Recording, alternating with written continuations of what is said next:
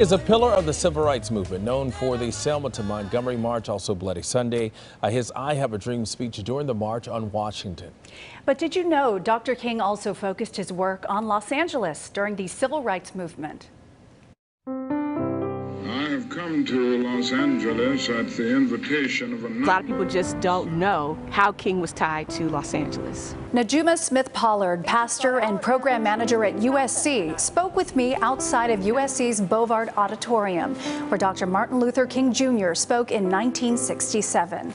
But by then, he'd been making trips to LA for more than a decade. But he came here as early as, I believe, 1956, when he visited Jefferson High School.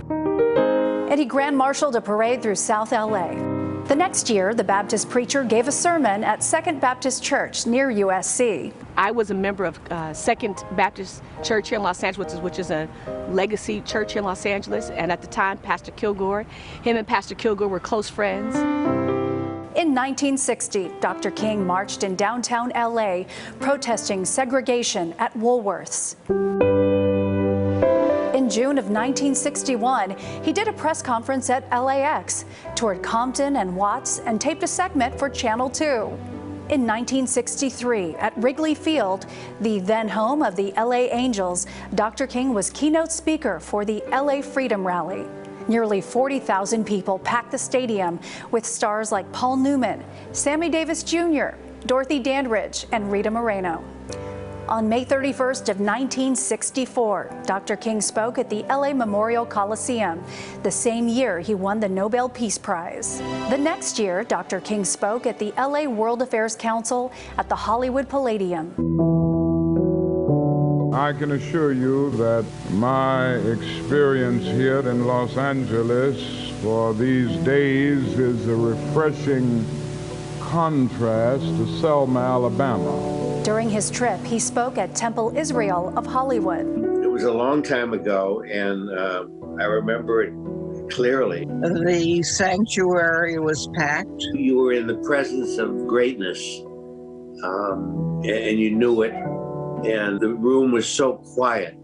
You could hear everyone breathing. You could hear him breathing, and it was momentous. At this time, when we think of brotherhood,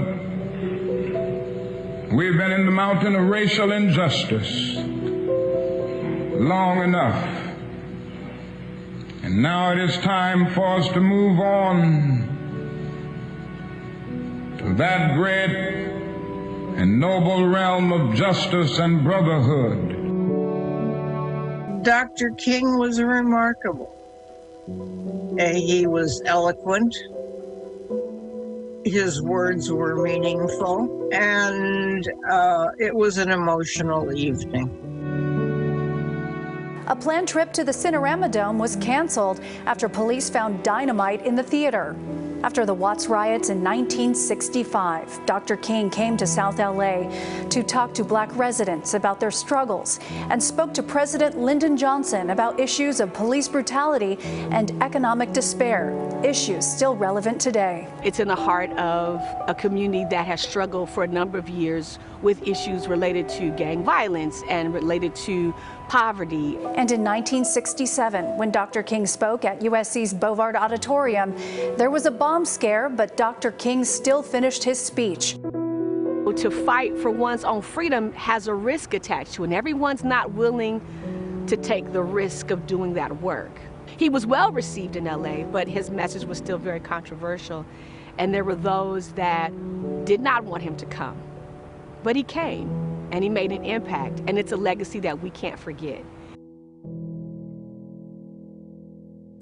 Oh, my. Thank you.